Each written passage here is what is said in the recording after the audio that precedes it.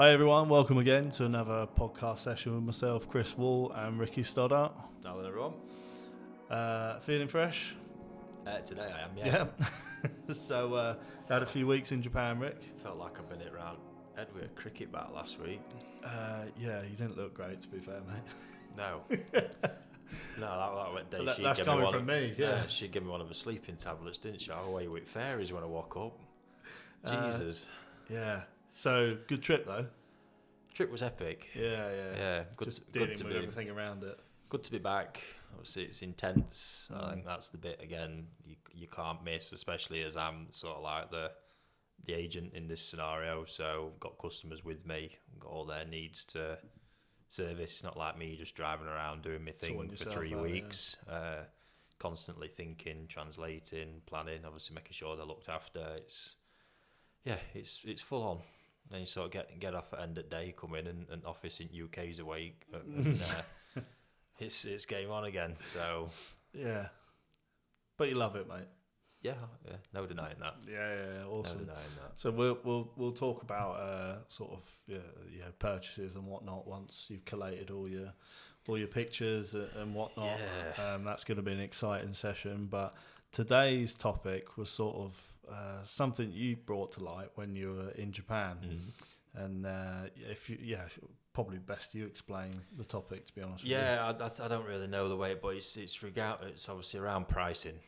This is a thing I'm seeing, and I've had the chance firsthand, obviously spending time with customers over the last week to see more, the sort of requests that they're getting and how that's translating over in Japan. And a lot of this is around. It seems to be, special orders. This is where this is sitting, and it's highlighting some massive problems that I think as an industry it's almost impossible to fulfill. So yeah, we've got obviously customers with order books there straight away. So I've got a customer wanting Shiro Soy, for example, with a budget of $2,000, and obviously the list goes on and on and on like that.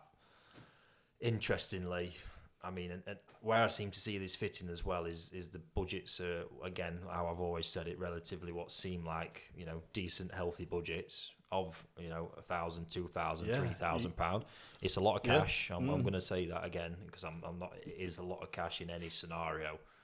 I just think, again, this comes back to people needing to know that in the koi world, it doesn't go far. It's not a lot. It doesn't go far enough, and not one you consider. Obviously, all the sort of costs along the way as well. But yeah, I say one of my customers watched him really struggle with this for a while, and I was having to really advise and say, look, I think what's being asked for here is nigh on impossible. You've just got to draw a line under it. Buy the stock is right for your business and right for your customers. And if it ticks some boxes for people, great. If it doesn't, then sort of walk away from it. Because the biggest problem I saw sort of coming here is, yes, so if you've got a budget for £2,000 for a Shiro Soy, for example, you want female, you want it from Omasako, it's doable. Absolutely doable. We can find fish and get a fair few options. The problem is the picture I'm seeing the customers sort of have in their head of what they're expecting for that £2,000, and pictures like that. I hope that comes on camera. The Shiro Soy over my shoulder, that is some of the images logged in people's heads. I saw one direct message to him where a show-winning fish had been sent to him saying, "I'm after something like this." I just no, it can't be done. And the minute that's the picture logged in someone's head, nothing's ever going to live up to it. It's a strange one, isn't it? Because I use like cars and pricing and try and use analogies to try and make sense of this weird industry, because it is a bit of an odd one at times. And that if you're going for a top spec car, the price point is going to be, don't expect to walk into that showroom and be paying a few grand. Yeah. Same kind of rules would apply fish-wise.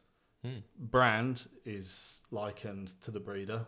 Again, your top brands being Ferrari, Aston Martin, Lamborghini, blah, Absolutely. blah, blah. Yeah. Your brands in the koi world, Omasako, Dainichi, Sakai, etc. but it doesn't seem to correlate so much into the real world. Is that fair?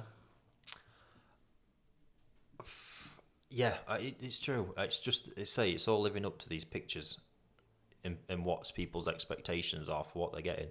The biggest issue with it all is nobody's prepared to really take chances on fish, because at that kind of budget, still say £2,000, a lot of money to throw away, isn't it? Yeah, that's it. But there is still, really, to get the most for your budget, elements where you're going to have to take a little chance here and there, because I think we have touched on this before. There's two ways that kind of gets achieved, fulfilling that fish that most people have in their head like that, and a lot of it's pattern based, and this is the problem in the koi job, full stop. Those dreamy fish on the wall with the patterns and everything there, and relatively no risk, you're fetching crazy money. Yeah, and they're few and far between. Let's be realistic. Yeah. That is another thing I sort of picked up on. Excuse me. Within like a week or two into my trip, Japan is full of good and really good fish.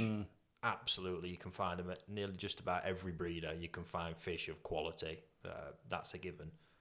However, the ones that stand just above that, the ones on this wall, my God. I mean, fair to say that there's some years at the farms where they're not actually producing these fish that can go on and win these prizes for the next 2 or 3 years. Some of them are only coming around every 2 or 3 years. You know, let's say in the meantime, lots of really good fish, but then really, truly special ones that sit above them all, rare beasts. And that's basically where, the time I'm studying, every farm you go to, you think, that's nice, that's nice, that's nice. The one that makes you sort of sit back and go, shit, that's something else. That didn't happen so much. Sure.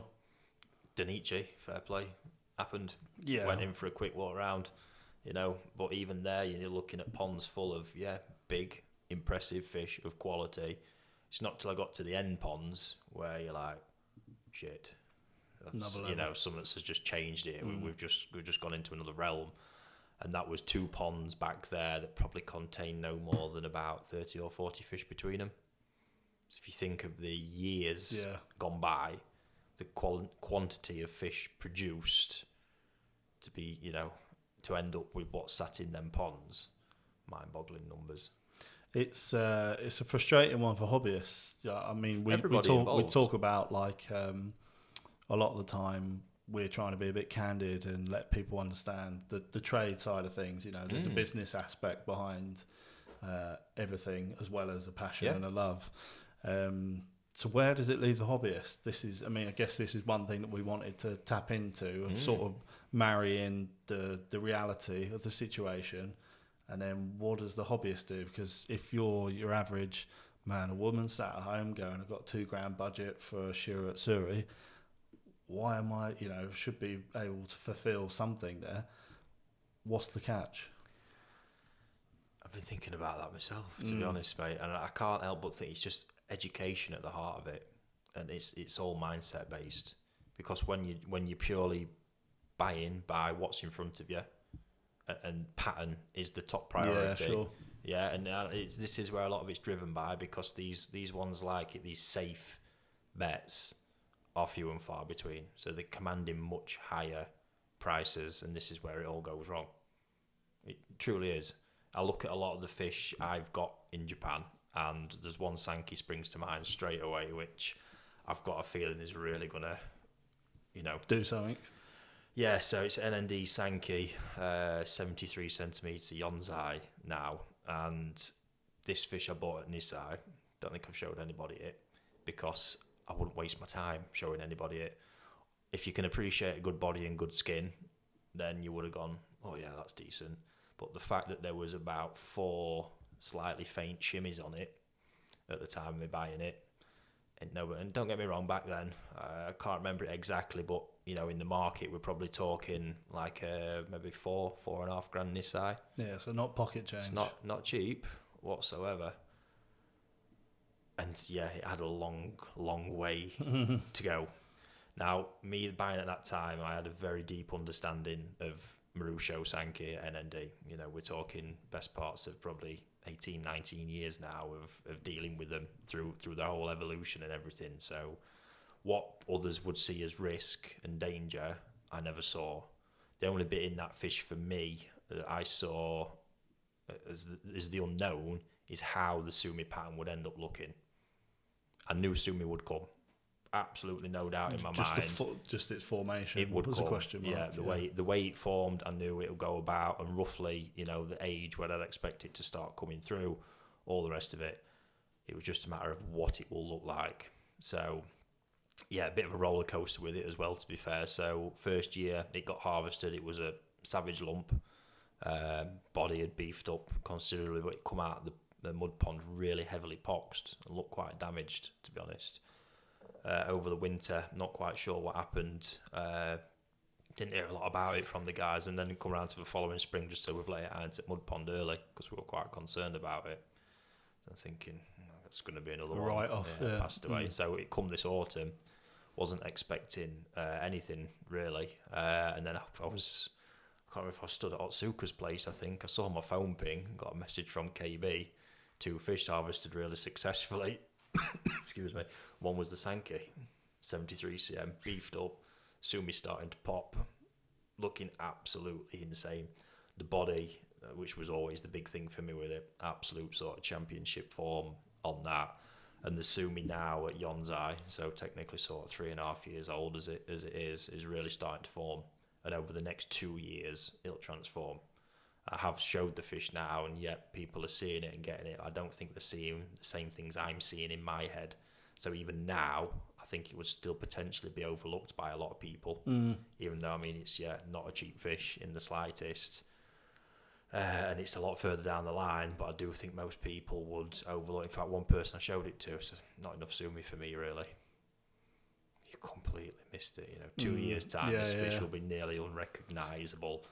And at that point, they'll want to buy it. Yeah. And all I'm seeing here is this is a potential challenger, I think, in future. All going. We're talking probably 3 years down the line at least. So there's a lot to happen. A lot can happen. A lot can go wrong in the meantime. But it's a potential Nagoka Koi Show Grand Champion contender. Yeah, sure. Hands down, seeing it because he's got the body form and the lineage has got the oomph in it to get the size. NND alone, they've just this new exhibition they're doing in Niigata, 1 meter Sankey. What an achievement! They've got another 97 centimeter one at Nagoka Show. They're just starting to farm them. It's crazy. So yeah, that's where this book, let's say, stripping it all back, even then at Nisai, relatively in the koi world, relatively inexpensive Nisai is what it was, but with a long way to go and a lot to happen. And this is where I think people are missing it. They're wanting what I believe this fish is going to become at 7-8 years old, probably, when it's 18 months old, and wanting to not pay that kind of money then for it even.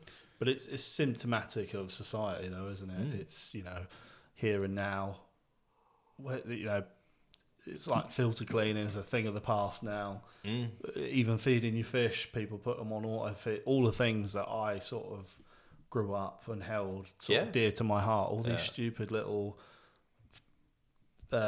things that you need to do to keep your fish in check. It's just all automated now, obviously, which is not very conducive to selecting fish with potential. Yeah. The koi game has never been, and I think it's the biggest downfall in most people who get into koi, is a lack of patience. Seriously needed, because good koi do truly take time, and ones where you can find real value for money is them things can take a lot of time, and there's an element of risk to them. I think it's why it's so important, if you've not got the pockets to be buying, without going too far into it, some Nisai bought and sold this autumn that were very safe bets for the koi show scene moving forward. All that needs is a bit of conditioning added in. We're talking in excess of £10,000 for a Nisai of that kind of ilk, the sort of fish that makes people go wow. And even then, I just recently saw something come up for available, Shiro Utsuri, very interested in, and I think calculating it, best parts for about £18,000 wouldn't have bought it as an Nisai. And that's something I consider very predictable with serious also potential moving forward. A lot of safety involved, just a case of keeping it alive, and the rest will all happen. So they're the kind of, in this koi world, the kind of numbers that you're talking about for that kind of fish and that level of safety. That's just a reality. Certainly at Nisai, obviously as you move to Sanzai, just a different beast altogether. But then again, obviously the fish become fewer and fewer as you go up the ladder, don't they? And so less and less risk, more predictability. Yeah. So I just it's a plea to people really, and I know information's not been out there for a long time, and I'm sure me and you will do our damnedest to keep sharing it. I mean, we've just been planning more magazine content, haven't we? I want to bring to people just to try and give the advice for people to learn what you can do to beat the breeder. That's. I mean, we use this sort of a bit of a tongue-in-cheek sort of title, beat the breeder. It can be done, and obviously the breeders, we often say, certainly certain varieties, we've often said, Jesus, if only the breeders knew what the European market was like, or how these fish develop back in the UK. Absolutely. Sort of thing, it would be a different, or if they were looking more pattern orientated, which again, this is maybe somewhere the context of the value in the fish is lost, because where the hobbyists are quite pattern orientated, they can kind of tick a box quite easily there in terms of finding, but then the next bit comes, but I want it to get to 80, 90 cm. Yeah, good luck with that, for picking that up for a few £100. And this is where the business remit comes into place. If you are a breeder and you are giving those fish away that can make you vast sums of money in years to come, you're not going to be in business very long. No. And it's sort of, for me, it's a plea to everybody sort of listening to this, is to just, consider what is out there, that this is reality. Again, a lot of people have probably been afraid to say it for all this time, and especially when them kind of budgets are in play. I think, to be honest with you, people who are spending a lot less on koi are a lot more open-minded. Just seems to be something culturally, especially in the UK as I see it. I think what they would call an education, as they get more experience, isn't the right education. It's completely the wrong one. Being taught all the wrong things. I think it's sort of an inherent thing that people who get into the UK show scene, trying to then buy fish that fulfill what these judges are looking for, when I ain't got a fucking clue what they're looking for. So it makes it... Well, we've been there, haven't we? Sourcing fish that have done well in Japan to come over to the UK to not even get placed. So then if that's the basis, and all it becomes is very pattern orientated stuff all the time, and if that's all you're learning about koi, you've not really learned anything. Not a true understanding of koi appreciation and real quality. When you can understand real quality, and this is why you'll get it in Japan where you don't quite understand pricing at times, is a breeder's looking and going, body's good, skin's great. Because that is, like we've already said it, at most farms you go to Nogami, for example, you go, get body on. You can't find a bad body. The Nisai level's too high. You can't find bad skin. It's just inherent, the standard base qualities of these lineages. The thing that starts setting them apart is the patterns. That's it. And it's where all the real value comes in. The ones that you don't get, you'll often look at it, and I see it happen a lot. Why is that so cheap? Look at it. I'm looking at it thinking, well, yeah, because it's shit. And I know what's being seen. But it's got a nice flowery pattern. Breeder don't care. Yeah.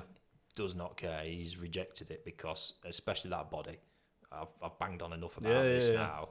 If it doesn't tick that box, it's game over before they've started. And just it's constantly you're seeing that around Japan. It's like, I don't get why he's priced that like that and that one. And that's the bit I love to see. It's when you've got a breeder pricing, and I'll often look and go, well, that one's going to be dearest. You think, no, it's not. And then, sure enough, it's the dearest one by quite a margin. I think a really good example, obviously on your social media recently, you had a trip down to Daiichi Toyota and had a few examples come out.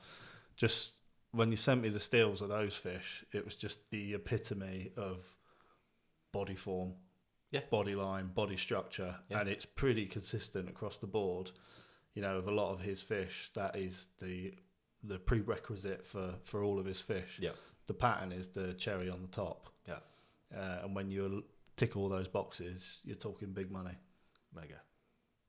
Honestly, and there are other ways of doing it. The auctions can work. Yeah. Now you've mentioned it, that's just brought that to mind. So I was having that chat with Hiroshi, and obviously these 3 specimens I've got down at Dainichi Toyota, 2 are now customer owned and 1's still my fish. Yeah, for me they were the best 3 fish in the auction, and quite special pieces. And obviously he's now looking at them as Sanzai, and the Kohaku, I know for a fact, blew his mind. Possibly one of the best fish in a few years been produced. Again, it's got the pattern, but its body, you just cannot get past its massive imposing head and bone structure. And that's a 2.5-year-old fish at 70 centimetres already. So straight away, first thing we've looked at, and we know it's gleaming about the body, and he just muttered, that's 90 cm easily. They know, because they know the lineage can do it. Then you couple it with that body, it'd probably even go beyond it. So phenomenal thing. And for me, these fish were picked up, to be honest with you, way below market value compared to if you stood pond side, especially. Also then seeing the prices stuff go for in the main Dainichi Niigata auction as well, which is peculiar. I don't know why. And then you've got this interesting mindset as well that I'm stood pond side because I did buy a new fish while we're there. So I'm pointing in this pond. It got quite frustrating in the end because he's got fish in his keeping for auction. So I'm pointing these fish out straight away. Oh, that's a 5-star one for auction. Right, great. I think we're 3 fish in, and eventually got one. He went, oh yeah, that's for sale. Great. And he actually said at this point, or before that, you're probably better off buying them ones in the auction anyway, because they'll end up cheaper. Yeah. And I'm just thinking, I'm stood here. I'll pay you. I'm proud. I'm ready, knowing these are going to be expensive. I can see it. I'm not daft. And yeah, he's still putting them in auction and probably knows they're not going to fetch what he can get for them pond side. So, them auctions can really be of great benefit at times. It's a given, and I do believe in that case I sort of beat the breeder with those fish a little bit. Although, again, still not cheap. Yeah. Compared to what they're saying. It's quite known with Shigeru in Dainichi Niigata operation that if you get in pond side, that was actually advice given to me by a guy called Naoto, who's one of the head staff now. He used to be a koi breeder, and he was like, buy out the auction. It's the best way. You get Shigeru pond side, no chance. Because again, they see a lot more emotion comes in, they're feeling how they value it. When they're in the auctions, it's how everybody else values it. And again, I see it there as well. Interestingly, the pattern fish in those auctions, I look at some serious calamities being bought for prices that are just backwards. Yeah, let me guess, Samaritan. Pattern driven. Yeah. All pattern driven. So when having been on the dealer side of the fence and the trade side of the fence, pretty much every side you could be in, both of us have been in this industry, and you see frustrations from the dealer side, you see frustrations from the Japanese side, you see frustrations from the hobbyist side. It's trying to connect all those dots and make everyone see things on the same line, which you've always got different objectives. Selling fish versus buying fish versus what do I want this fish to achieve? Do I want size? Do I want blah, blah, blah? Do I want it to do well in the show scene? Yeah. That's sometimes something that is difficult. It's not a quantifiable bit of information, is it? You can't sort of go, well, X, Y, Z will give you this result. There's so many variables to it. And I think a lot of people will say to me, I want to spend about £1,000, 1,500 quid. A nice budget, you know what I mean? Nice budget. It's not, it's not throwaway money. I want this, and this. Okay, yeah. Now we might struggle to achieve what we want to do. The only bit in those cases is to just keep your eye out for what's about. That's all I'm getting. I'm not saying it's not possible. You probably can find your fish for that budget. But the issue is when it's thrown at me, my head goes straight into obviously the quality modes. And I'm stacking it up, going, well, if you want real quality at that price, not doable. But if you're happy, go in more pattern based and all the rest of what you're getting. Happy days. But it's just for those where there is this sort of maybe frustrations building and people wondering why they can't find what they're after for the price when people are asking, this is more what this is. It's hopefully just bringing awareness and education to the thing that it's seriously hard work. So you kind of beat me to it a little bit there. I've got a customer that I stay in contact with from back in the day when I was a dealer, and classic scenario, he shops around a bit. He won't mind me saying this because he's pretty open about it. And he always fires a budget out, and he sees what comes back to him, and he always sends me every video. What do you think of this? What do you think of this? And it's like comparing apples with pears. Like you know what I mean? One shower from Sakazumi, not being funny, price wise, relatively cheap. But I'm not looking at that fish going, well, that's going to do anything moving forward. The body was a bit off, the head was small.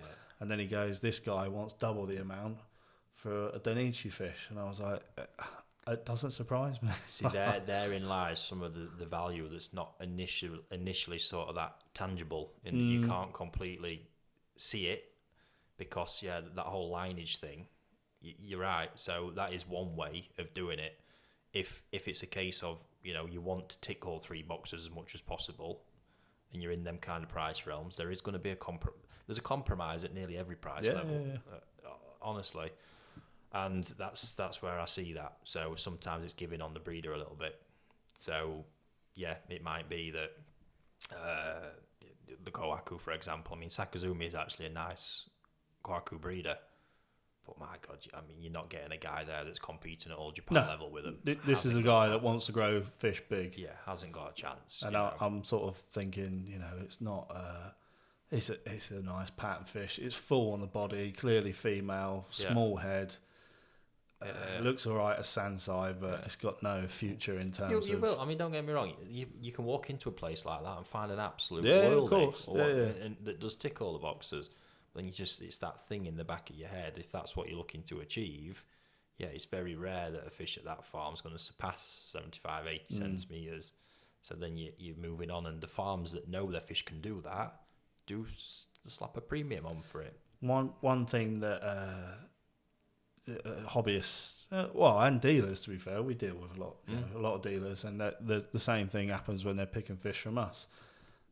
They analyse the pattern far more over than the other desirable qualities that the breeders base the price on.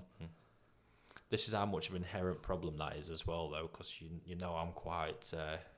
I say what's on my mind at times when I'm looking at it, and I do you? I hadn't noticed that, mate. I see him. I see him doing it, and I'll say what, and it gets to the point where they stop even trying to educate and just go with it. So customers are demanding pattern, and this is where I've never sort of bowed down to it. Customers chased pattern. Customers are demanding pattern, therefore dealer chases after pattern. Yeah. And then that's the chain. That's the process all along, and nobody learns anything. Where I've always been different. And even when people's done it, they picked a fish. I remember used doing this back in shopping day. They'd pick a fish out, often be an obvious choice, and then I'd put another fish in the bowl. Have you considered this? Here's why. And so it's not just no one's at fault, but if there's areas where I can see it improve, dealers are a big part in that as well.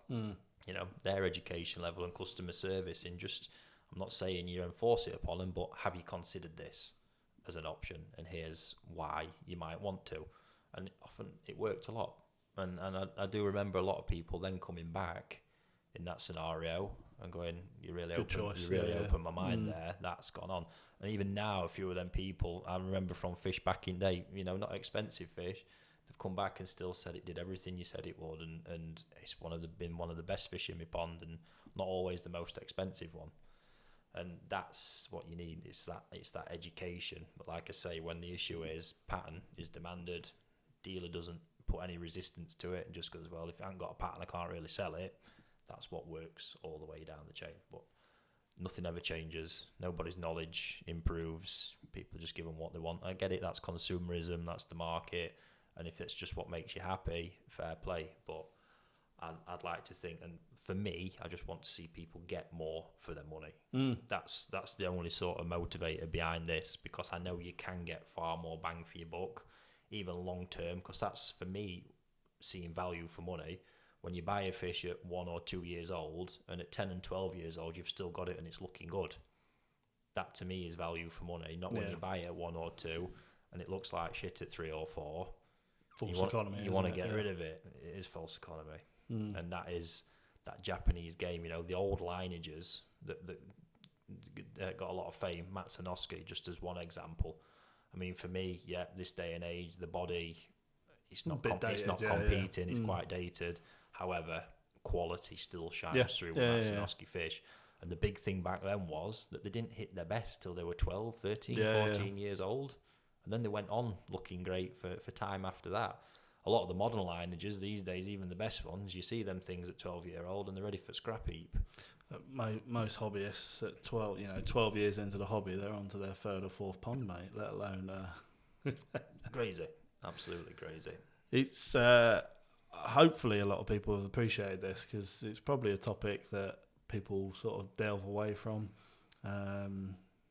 Ultimately, it's as much as it is a hobby for everyone at home, there's a business side to it as well. Often dealers will say to me, I was gonna sell this at maybe a bit of a loss or something like that. And from a business perspective, I always say, well, how you can't replace that fish for what you're selling it for. Because the economies of scale, the prices have gone up, shipping's gone up, availability. Golden Corn's a classic example that you've just educated me on. Like this past trip, what was a price point last year is a completely different price point this year. Crazy. So it's all, there's a lot of variables to it, and obviously, if you ask 10 dealers 10 questions, they're all going to give you a different perspective. You're probably get about 15 different answers. I know it's frustrating. And actually, while you've just reminded me of a part of what's the driver behind this for me as well, is that I see this at times. Again, we're talking people in the higher end bracket who are spending a bit more on koi. It's sucking the enjoyment out of it for them. Yeah. That bit I can't stand to see, where all of a sudden it becomes about this one purchase a year, and there's so much pressure and intensity on it that this list becomes unpalpable, because there's too much riding on it. It's too much hard work. Well, even in that case, there's ways it can be done. You've just mentioned it, Taniguchi. So that farm, I mean, let's look at it this way, right? If you've got a budget for that purchase for the year, let's stick at the £2,000, you can go all in on your one fish if you want, and that's your one fish for the year. I know a lot of koi keepers out there, like myself, the most enjoyable part is buying fish. Absolutely love it. Buying them, bringing them on. I hadn't noticed that either. Seeing them change, develop. I thought it was a disease that you had, Rick. It is. Oh dear. So Taniguchi is this great place where you can buy Tosai at all different price levels and grow them on there relatively inexpensively as well. So you could take that, say, £2,000 budget and divide it over 5 fish, 5 really young Tosai, which what this also does is obviously it hedges your bets, for one. And to say this, right, he's had fish there, Tosai, that I've known, he's told me that the initial selling cost was under £100, gone on to be All Japan Koi Show level show winners. I still remember a shower, it's ingrained in the back of my head, that he showed me that cost under £100 as a 15 centimetre Tosai. It was an absolute worldie by the time it was done. Just this unique business model he's got where he sells 90% of the Tosai he's got, price based on quality, doesn't really keep Tatigoi like most other farms to grow to Nisai. So just this autumn, I've filled my boots, got a mint collection of fish that I've now bought between sort of 12 and 16 centimetres, so really quite raw, pretty small. And then don't get me wrong, they're not cheap, but they're not wild money compared to what I know could come out of them. Yeah, sure. And there could be that so on. So you could take that £2,000 budget, divvy it up over 5 fish, grow them on there, and see what comes. Then ultimately, even in the second-hand market, they're going to fetch good money when you're said and done. So you raise them 5 fish. I'll raise them now through till spring. In spring, I'll assess where they're at. Hopefully, they'll be jumbo Tosai. Be able to sex them, see what's going off. Yeah, obviously assess them further then, and no doubt there'll be fish from my batch. I think I've got about 20 odd pieces that will go then and grow through the summer as well, male or female potentially. Yeah, don't matter.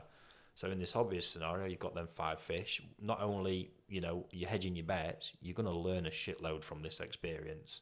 Because if you're at a point where you're only buying more mature fish because your pond at home, all the space is filled up, you learn so much from buying young fish and watching them develop.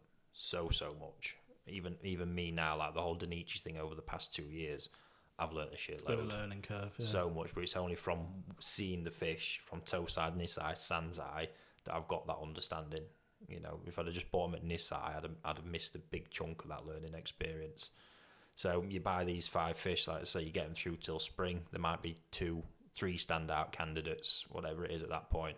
Ship the other 2 back, or sell them on to one of your mates, something like that. Recovers some of your cost as well.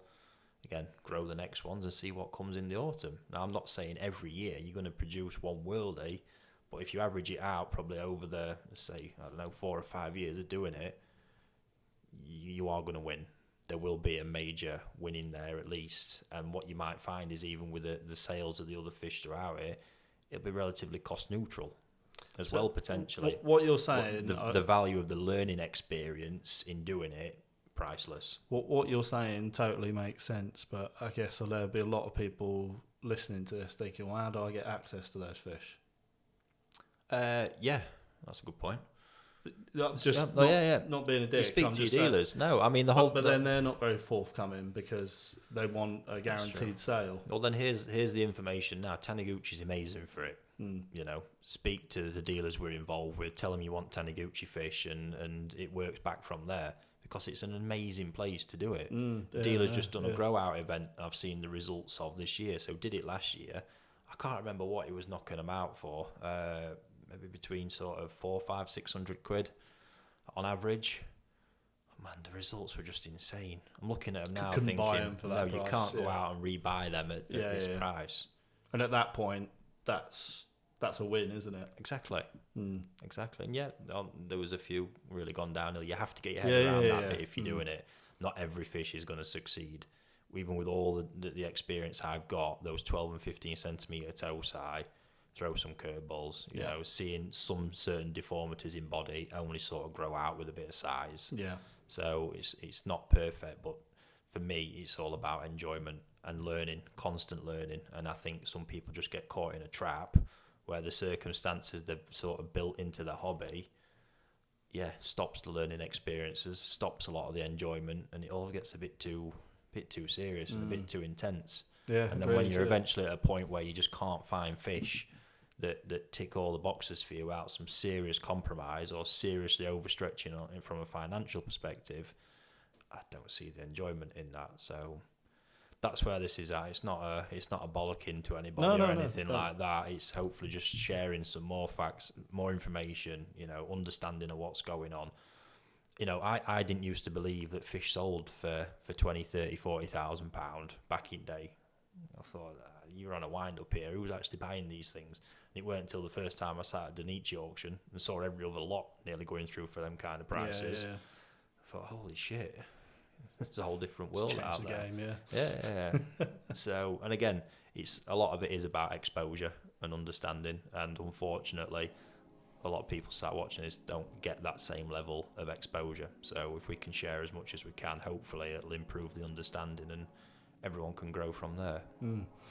Awesome. Good discussion today, mate. Appreciate your time and your thoughts. And a quick thank you to everyone who supported us with the magazine binders. We're a bit blown away with the results. That was wild. Yeah, absolutely. Sort of one early morning release and pretty much majority of them spoken for. So, thank you very much. Look out for the calendars. Oh, yeah, we've been on... just to drop that one in. A little plug there. If anyone's after a world-class koi calendar, we're your boys. Magic. So, thanks very much, guys, and we'll catch you on the next one.